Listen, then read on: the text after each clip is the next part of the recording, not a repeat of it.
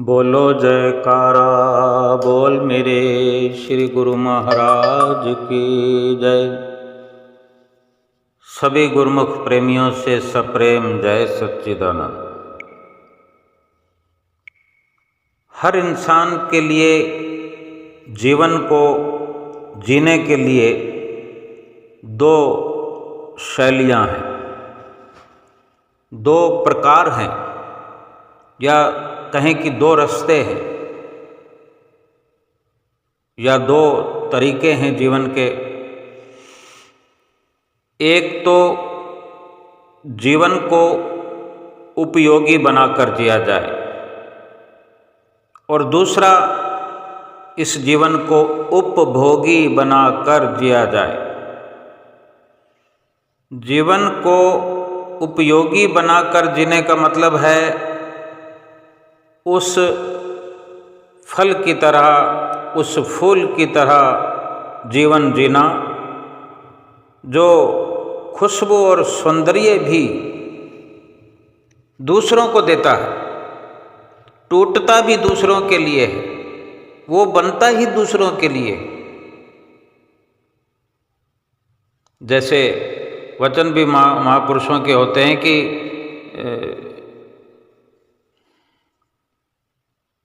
वृक्ष जो है अपने ही वृक्ष की डालियों पर लगने वाले फल को चखता तक नहीं, केवल और केवल वृक्ष का जीवन जो है दूसरों के लिए होता है। वृक्ष की अगर छाया है दूसरों के लिए, खुद तो धूप में सड़ता है, ठंड में ठिठुरता है। हम देखते हैं घनी घनी सर्दी के अंदर पेड़ के जो पत्ते हैं, पेड़ की डालियां हैं, कैसे सहम जाती है, ठंड से प्रभावित होती है, और गर्मियों में धूप में झुलस जाती है, प्रभावित होती है। लेकिन उन डालियों, टहनियों और पत्तों के घनी घनी शाखाओं के नीचे कोई व्यक्ति खड़ा हुआ है, वो धूप से भी बचता है, छाँव से भी बचता है। उस पेड़ पर जिस भी प्रकार के फल या फूल होते हैं, यथा संभव स्थिति के अनुसार कोई ना कोई उसका लाभ उठाता ही है। वास्तविकता तो यही है कि वृक्ष और वृक्ष की उपलब्धता केवल और केवल दूसरों के लिए, यानी परोपकार। और इसी से समझा जा सकता है कि अगर जीवन को उपयोगी बनाना है तो इस प्रकार से बनाएं। उपयोगी जीवन का यही मतलब है कि दूसरों के हर वक्त काम आए हमारा जीवन, परोपकार की शैली। और इससे और सरलता से समझा जाए, सूक्ष्मता से समझा जाए तो बड़ा परोपकार हमारे लिए ये है कि हम अपनी जीवात्मा के निमित्त इस जीवन को उपयोग में लाएं, इस शरीर की सारी कार्यवाही को आत्मा के लिए उपयोग में लाएं। और आत्मा का अगर उद्धार कर लिया हमने उपकार करके, आत्मा की भलाई वाला कार्य कर लिया, तो एक प्रकार से हमारे जीवन से दूसरों की भलाई अपने आप होने लगेगी, अपने आप होती चली जाएगी। क्योंकि जब स्वभाव में परोपकारिता आ जाएगी तो जाने अनजाने परोपकार स्वयमेव होता चला जाएगा। क्योंकि जो सतगुरु की चरण शरण में आने से वक़्त के महापुरुषों की नज़दीकी प्राप्त करने से, उनकी संगत सोबत हासिल हो जाने से जो आत्म कल्याण की विद्या और युक्ति प्राप्त हो जाती है, फिर ये आत्मा को उपकार के रास्ते पर, उद्धार के रास्ते पर चला देने पर बाकी छोटे मोटे परोपकार कहे जा सकते हैं। किसी को सुख देना, किसी को आराम देना। अगर सारी दुनिया के लिए परोपकार हम करते रहें और अपनी आत्मा के लिए कुछ न करें, तो फिर उन परोपकारों से एक एक परोपकार कर करके कितना लाभ मिल जाएगा। ये जीवन पूरा आत्मा को छोड़कर बाकी सब परोपकार कर लेने पर पूरे जीवन में परोपकार का बदला तो हमें मिलेगा आगे, लेकिन भलाई का बदला भलाई मिलेगा, लेकिन उसमें जीव आत्मा की भलाई शामिल नहीं होगी। जीवात्मा की भलाई तो अभी हो सकती है, इस जीवन में हो सकती है, जब हम स्वयं जीवात्मा की भलाई के लिए ही मनुष्य जीवन में आए हैं और इस जीवन के रहते जीवात्मा का भला नहीं चाहा, जीवात्मा का भला नहीं किया, फिर इस जीवन के विनश जाने पर, जीवन के नष्ट हो जाने पर, मनुष्य जीवन के समाप्ति के बाद फिर कौन जीवात्मा का भला करेगा। अगर कोई कर सकता होता तो 84 लाख योनियों में भला हो नहीं गया होता। चाहना तो थी 84 लाख योनियों में कि जीवात्मा का भला हो जाए, जीवात्मा का उद्धार हो जाए, 84 लाख योनियों से छुट्टी हो जाए, छुटकारा हो जाए, लेकिन 84 लाख योनियों में तो मुमकिन ही नहीं था। हाँ, उसी मकसद के लिए ये मनुष्य जीवन मिला है, ये अवसर प्रभु ने दिया है, दया करके दिया है, विचार करके, सोच करके कि अगर जीव की मांग है, जीवात्मा की मांग है कि 84 लाख योनियों की त्रासदी ये जीवात्मा झेलते हुए दुखी होकर पुकार कर रही है, तो प्रभु ने दया करी, बड़ा ये सोचकर और एक प्रकार से वादा लेकर जीव ने वादा किया कि मैं मनुष्य जीवन को पाकर के अपना ये बिगड़ा हुआ कार्य संवार लूँगा, अपनी जीवात्मा को परमात्मा से मिलाने का कार्य अवश्य कर लूँगा, फिर 84 लाख योनियों में नहीं आऊँगा, क्योंकि 84 लाख योनियों की त्रासदी को झेल करके महसूस हुआ कि ये ऐसे अथाह दुखों का बवंडर है, इससे फिर निकल पाना मुश्किल ही नहीं बल्कि असंभव है। ये प्रभु परमेश्वर की दया हुई, मनुष्य जीवन मिला, ये सौभाग्य प्राप्त हुआ, ये बार बार अवसर मिलने का नहीं है। अगर इस जीवन में, इस मनुष्य जीवन में स्वयं कोई अपनी जीवात्मा का भला नहीं करेगा, उद्धार नहीं करेगा, तो इस मनुष्य जीवन के बाद जब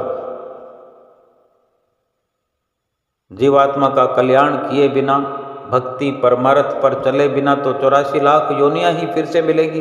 फिर कैसे भला होगा जीवात्मा का, कैसे परमात्मा से जीवात्मा को मिलाया जाएगा, एक कर लिया जाएगा, कैसे छुटकारा होगा 84 लाख योनियों से।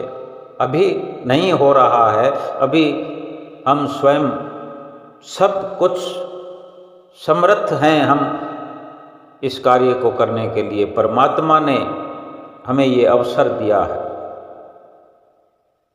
और हम यहाँ करके केवल एक समझ को लेकर भी बैठ जाएं कि सब कुछ तो प्रभु करने कराने वाले हैं, तो अपने आप उद्धार हो जाएगा। प्रभु ने सब कुछ करने कराने वाले हैं, प्रभु ने कर दिया है।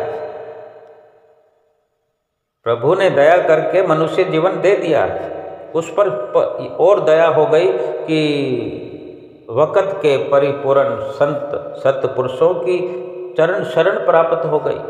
नित्य प्रति सुंदर सुंदर वचनों का सुनने का अवसर हमें प्राप्त हो गया। ज्ञान बुद्धि से सोच विचार सब कुछ इस जीव को है, मनुष्य जीवन में है, और बाकी किसी योनियों में ये बुद्धि विचार विवेक ज्ञान कुछ भी नहीं है। और इतना ज्ञान होने पर मनुष्य को कितना ज्ञान है आज, क्या हम जानते नहीं? क्या हम ये नहीं जानते कि हम कितने ज्ञानी हैं? हम अपने हर प्रकार के भले बुरे की समझ रखते हैं। सड़क पर कैसे सफ़र करना है, घर में कैसे प्रवेश करना है, घर में कैसे रहना है, किस प्रकार का कपड़ा पहनना है, किस प्रकार का खान पान रखना है, किस प्रकार की सोसाइटी में रहना है, किस प्रकार की मित्रता करनी है, अच्छे बुरे का सब हमें समझ है। लेकिन ये सब कुछ सांसारिक है और शारीरिक है। लेकिन इतनी समझ भी क्या 84 लाख योनियों में कोई और रखता है? 84 लाख योनियों में कोई भी रखता है ये समझ? नहीं रखता। लेकिन मनुष्य ये समझ रखता है, तो इसका मतलब भक्ति और परमार्थ में लग करके जीवात्मा का कल्याण भी बड़ी आसानी से कर सकता है। लेकिन हाथ पर हाथ धर कर बैठे रहेंगे।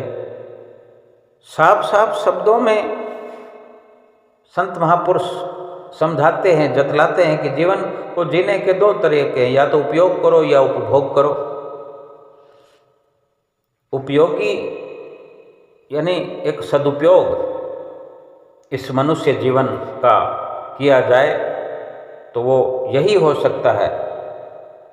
केवल और केवल सदुपयोग यही है कि इस मनुष्य जीवन के रहते आत्म कल्याण करना, 84 लाख योनियों से छुटकारा करना, अपने अंशी परमात्मा से इस आत्मा को मिलाना। और इस रास्ते को बताने वाले संत महापुरुष, समझाने वाले संत महापुरुष, इस रास्ते पर चलाने वाले, हर प्रकार से सुविधाएं प्रदान करने वाले, युक्तियां बताने वाले संत महापुरुषों की हमें चरण शरण प्राप्त हो गई है। श्री परमहंसों की, श्री परमहंस अद्वैत मत का जो हमें सहारा है आज, श्री सतगुरुदेव महाराज जी जो हमारे संग साथ हैं। अगर ऐसी स्थिति में हम ये कार्य नहीं कर पाए, गफलत में रह गए, फिर कौन हमारी मदद करेगा, कौन हमारा साथ देगा, कौन हमें समझाएगा? क्या पिछले जीवन की कोई विचारधाराएं, कुछ गलतियां, कोई पाप, कुछ हमें याद हैं? कुछ भी याद नहीं है। तो आज यहाँ इस जीवन में की हुई गलतियां हमें याद आएंगी? क्या हम सुधार पाएंगे? सुधारने के लिए तो ये अवसर प्रभु ने दे दिया है। हम सुधार पाएं, सुधर पाएं, कुछ कर पाएं। और जो हम कर रहे हैं रात और दिन, बेशक उसमें दान पुण्य, किसी की मदद करना, किसी की भलाई करना, वो भी अगर शामिल है तो वो कहीं ना कहीं तो हमारा उसमें सकामता वाला जीवन है। हमने किसी की भलाई कर ली तो उधर से उम्मीद कर ली कि वो भी हमारी भलाई करे। या कोई निर्जीव है, पशुओं की अगर हम भलाई करते हैं, दान पुण्य करते हैं, तो मन में ये भाव का होना कि मैं अच्छा कार्य कर रहा हूँ, मैं ये कर रहा हूँ, मैं वो कर रहा हूँ, तो वो तो हिसाब किताब चुकता हो रहा है। हम मांग अभी से कर रहे हैं, हमने शर्त रख दी है कि मैं ये कर रहा हूँ, मेरा ये हो जाएगा, अपने आप एक दायरा बना लिया तो वो सब कुछ मिलेगा। लेकिन मनुष्य जीवन का क्या? मनुष्य जीवन तो नष्ट हो रहा है। मनुष्य जीवन की भी अगर ख्वाहिश हो तो मनुष्य जीवन की ख्वाहिश रखने से मनुष्य जीवन नहीं मिलेगा। मनुष्य जीवन मिला किस लिए है, वो कार्रवाई करने से मनुष्य जीवन की संभाल स्वयं प्रभु परमेश्वर करेंगे। जिसने दिया है वो खुद स्वयं निर्धारित करेंगे। हम केवल सतगुरु के बताए रास्ते पर चल पड़े। जीवात्मा के निहित जीवात्मा के लिए हम इस शरीर का उपयोग करें। जो कमी पेशी होगी वो सतगुरु स्वयं पूर्ण करेंगे। हमने उनको सारी कार्रवाई सौंप देनी है। हमने कोई शर्त नहीं रखनी, निष्काम भाव से हमने उनका कहना मान लिया। हमारी भलाई, हमारे परोपकार, हमारे हिस्से की सारी कार्रवाई वह स्वयं करेंगे। अब हम देखें कि बहुत सारे सांसारिक कार्यक्रम होते हैं,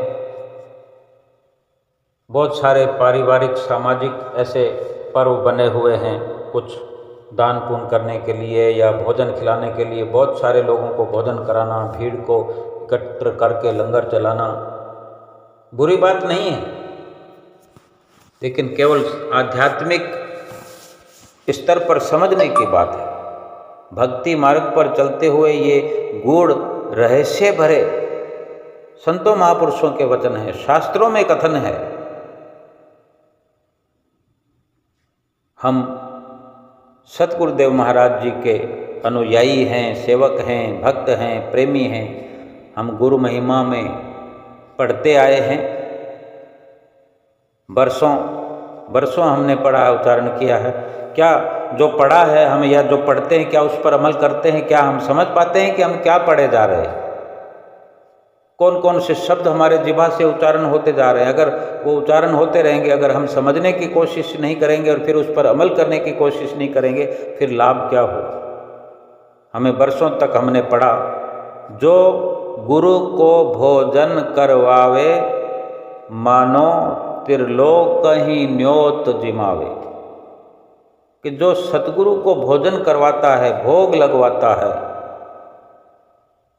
यूं समझो त्रिलोकी को उसने खाना खिला दिया है। क्या हम त्रिलोकी को अपनी मर्जी से बुला करके, भीड़ इकट्ठी करके खाना खिला सकते हैं? किसी को कोई खिला सकता है? 1000, 2000, 5000 लोगों को खिला देंगे, 10,000, 1,00,000 लोगों को खिला देंगे। ये मुमकिन है कि नामुमकिन है? कितने लोगों को खिलाया जा सकता है? ये हम खुद विचार कर लें।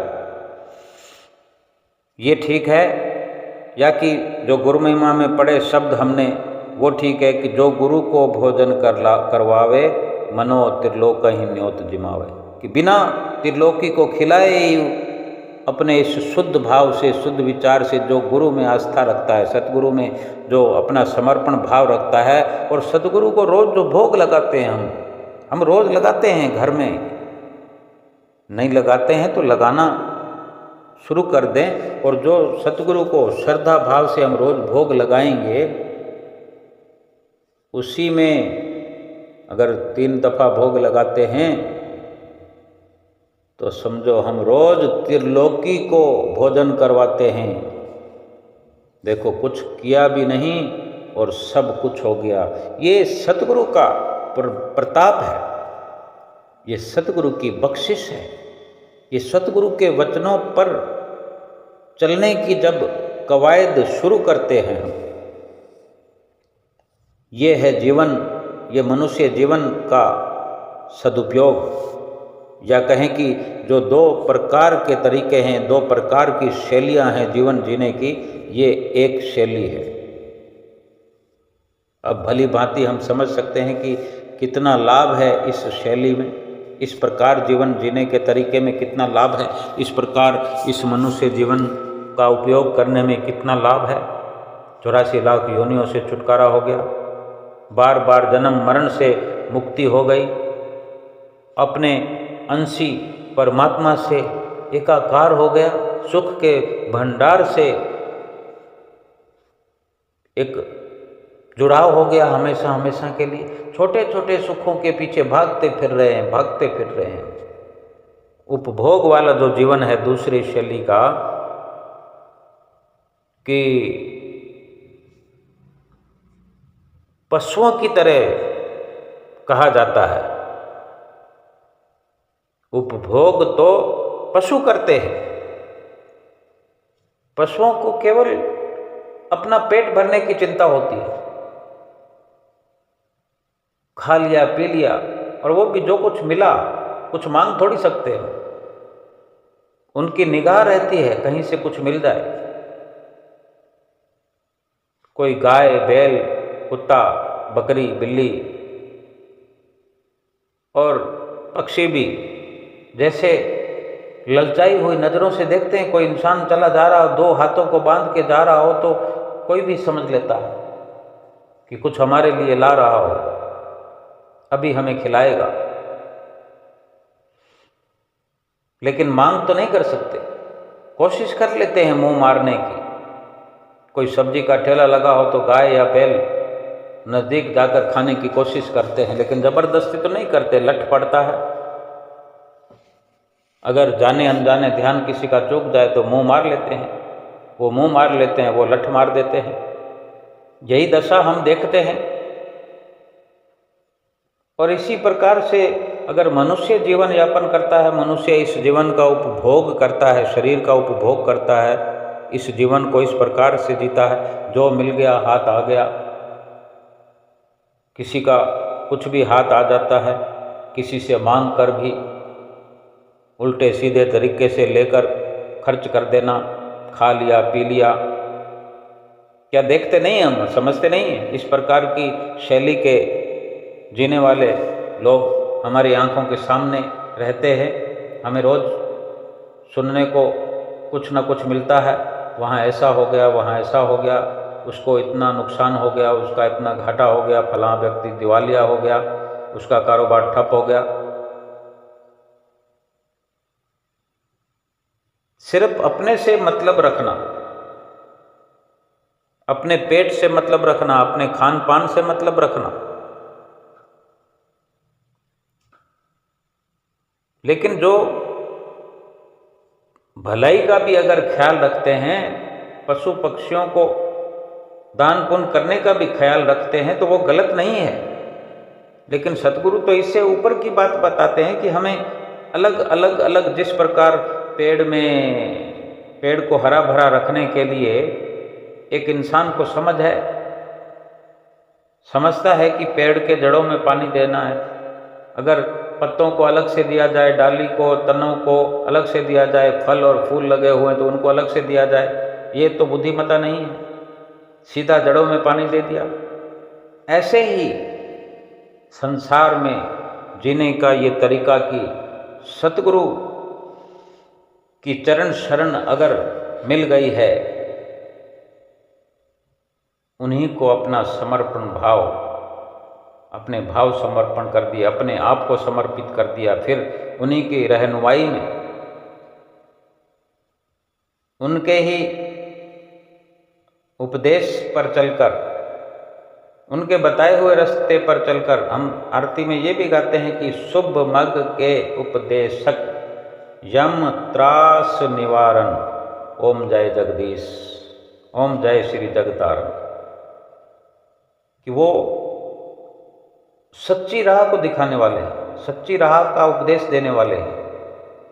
शुभ मग के उपदेशक, यम त्रास निवारण, ओम जय श्री जगतारण, ओम जय श्री जगतारण। ये जग को तराने वाले सतगुरु तेरी सदा जय हो। शुभ मग के उपदेशक, सच्चे मार्ग के उपदेशक, यम त्रास निवारण, यमों की त्रासना से बचाने वाले सतगुरु। अब क्या बाकी रह जाता है? फरमाते हैं कि सब आए उस एक में, डार पात फल फूल, अब कहो पाछे क्या रहा, जब गहे पकड़ा जब मूल। जैसे पेड़ को हरा भरा रखने के लिए जड़ में पानी जिसने दे दिया, फिर कुछ बाकी नहीं रहता। ना पत्तों को पानी देना, ना फूल को पानी देना, ना फल को पानी देना, ना डालियों को, तने को कहीं पानी नहीं देना। जड़ों में पर्याप्त मात्रा में पानी दे दिया तो पूरा पेड़ हरा भरा हो जाएगा। और सतगुरु की जिसने ओट ग्रहण कर ली, शरण हासिल की, बहुत जगह हम सुनते हैं, हम घर बैठे हमें आवाज़ें आते हैं, रात दिन भजन चलते हैं, मोबाइलों में, टीवियों में, और पर्सनल जो प्रोग्राम होते हैं। सारे तीर्थ धाम आपके चरणों में, हे गुरुदेव प्रणाम आपके चरणों में। 68 तीर्थ सतगुरु चरण पर भी होत अखंड, सहजो ऐसा धाम नहीं अंड ब्रह्मांड। 68 तीर्थ हैं सतगुरु के चरणों में। कोई इंसान तीर्थ करेगा तो कितने कर लेगा? ये सब कुछ समझने पर निर्भर करता है। जीवन को उपभोगी बनाने का ख्याल छोड़कर केवल जिंदा रखने, अपने आप को जिंदा रखने का ख्याल छोड़कर, बल्कि इस जिंदगी का सही उपयोग कैसे करना है, ये अधिक महत्वशाली है। और ये सब अपनी सोच पर निर्भर करता है कि हमारी कितनी सुंदर सोच है। हम किस प्रकार से अपनी अच्छी सोच से लाभान्वित हो सकते हैं और कितनी गफलत में हैं हम। संतों के साथ रहकर, संतों महापुरुषों के साथ रहकर, संतों महापुरुषों का सा जीवन अगर हमने नहीं बनाया तो फिर संगत का लाभ क्या हुआ, सत्संग का लाभ क्या हुआ? सत्य का संग कैसे कहलाएगा कि हमने सत्य का संग कर लिया, सच्चे का संग कर लिया? सतगुरु सच्चे हैं, सतगुरु हितैषी हैं। सतगुरु का साथ प्राप्त करके, सतगुरु की संगत प्राप्त करके सतगुरु जैसा बनने की कोशिश नहीं की तो फिर जीवन का उपभोग करते रहे हम, मतलब परस्ती में जीते रहे। जीवन का उपयोग करने से खाली रह गए और ये जीवन तो समाप्ति की ओर बढ़ता हुआ पल पल करके, क्षण क्षण करके मनुष्य जीवन की सार्थकता यही है। सार्थकता के नाते ये परम आवश्यक है कि जीवन केवल उपयोगी बने, उपभोगी नहीं बने। नहीं तो इस जीवन का तमाशा बनकर रह जाएगा। अगर कोई इंसान ऐसा कार्य करता है, चाहे छुपकर भी करता हो, लेकिन पर्दाफाश होने पर जब उसकी सजा की एक बुनियादी हो जाती है, सजा याफ्ता मुजरिम कहलाने लगता है, जब सजा मिलती है, किस प्रकार का जीवन हो जाता है कि वो कल क्या था और आज किस प्रकार से अपने किए हुए कर्म की सजा को भोगने के लिए मजबूर है। तो क्या जीवन भर जो पाप हम अपने कर्मों के अनुसार जो पाप कर रहे हैं, क्या कुदरत का न्याय और अन्याय झेलना नहीं पड़ेगा? यहाँ अगर इस जीवन में कोई कमी पेशी हो गई, गलती हो गई, सजा भी हो गई, लेकिन मनुष्य जीवन तो रहेगा ही। अगर जेल की सलाखों के पीछे भी डाल दिया जाए इंसान को, तो इंसान तो रहेगा ही, वो संसारिक स्तर पर शर्मनाक है, लेकिन प्रभु की दरगाह में उसे मनुष्य जीवन का उपयोग करने के लिए तो जेल की सलाखों के पीछे भी नहीं रोका जा सकता। भक्ति करने के लिए जेल की सलाखों के पीछे भी स्वतंत्र है ये जीव। तो फिर जो स्वयं हर प्रकार से स्वतंत्र है, फिर तो सोने पर सुहागा है। अंदर और बाहर सब कुछ सुविधाजनक है। सतगुरु से रोज मुलाकात हो सकती है, सतगुरु के बताए हुए रास्ते पर चलकर बात हो सकती है। कुछ लोग ठिकाना पूछते हैं, कोई नया नया तरीका ढूंढते हैं कि किस प्रकार सतगुरु से जाकर बात करेंगे, लेकिन सतगुरु के बताए हुए रास्ते पर चलकर ही जो बात हो सकती है, तो वो रास्ता कितना सरल है। उनको इतना अपने हृदय के मंदिर में सजाएं, अपनी चित्तवृत्तियों में उनको बिठाएं, उनका ख्याल करें, उनका ध्यान करें, उनका सुमरन करें, उनके साथ भावपूर्ण व्यवहार करें, उनको भोग लगाएं भाव से, पानी पिलाएं भाव से, आरती पूजा करें भाव से, श्रद्धा से, उठते बैठते चलते फिरते अपने भावों को, सुंदर सुंदर भावों को बढ़ावा देते रहें। जब भी मुलाकात होगी, इशारों में होने वाली बातें जब वहाँ रूबरू प्रकट हो जाएगी, जब सतगुरु मुलाकात करते हुए नाम पूछेंगे, काम पूछेंगे, शहर और ठिकाना पूछेंगे, तो अपने आप बात हो जाएगी। और ये कितना सरल है। वचन भी हैं कि खुदी को कर बुलंद इतना कि खुदा तुमसे पूछे कि बता तेरी रजा क्या है। खुदा खुद हमसे पूछे कि क्या चाहता है। जैसे पिता पुत्र से पूछता है कि क्या चाहिए, और वो जो चाहिए वो देकर खुश होते हैं, तो क्या ये परम पिता उस पिता से कमज़ोर है? जैसे एक पिता अपने पुत्र को कुछ दे सकता है, कितना दे सकता है उपहार में, 1,00,000, 2,00,000, करोड़, 2 करोड़, 10, 20, 50 अरब खरब पदम संख। सतगुरु परम पिता परमेश्वर से तो कोई बड़ा नहीं हो सकता, खुदा से बड़ा नहीं हो सकता, कोई भगवान से कोई बड़ा हो सकता है कि भगवान हमसे पूछे कि बता तेरी रजा क्या है, तुम्हें क्या चाहिए, और हम क्या मांगेंगे। हम सतगुरु से ही सतगुरु को मांग लेंगे। और ये फिर उपयोग हो गया जीवन का कि सतगुरु हमारे हृदय में आ बसे और हम सतगुरु के हृदय में बस गए, सतगुरु हमारे हो गए, हम सतगुरु के हो गए। क्या बाकी रह गया? संसार का क्या करना है? संसार के सामानों का क्या करना है? अपने आप पीछे लाइन लगाकर चलते चले आएंगे।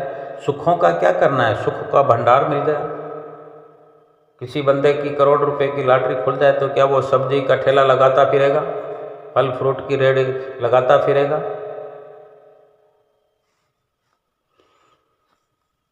वास्तविकता, सच्चाई यही है।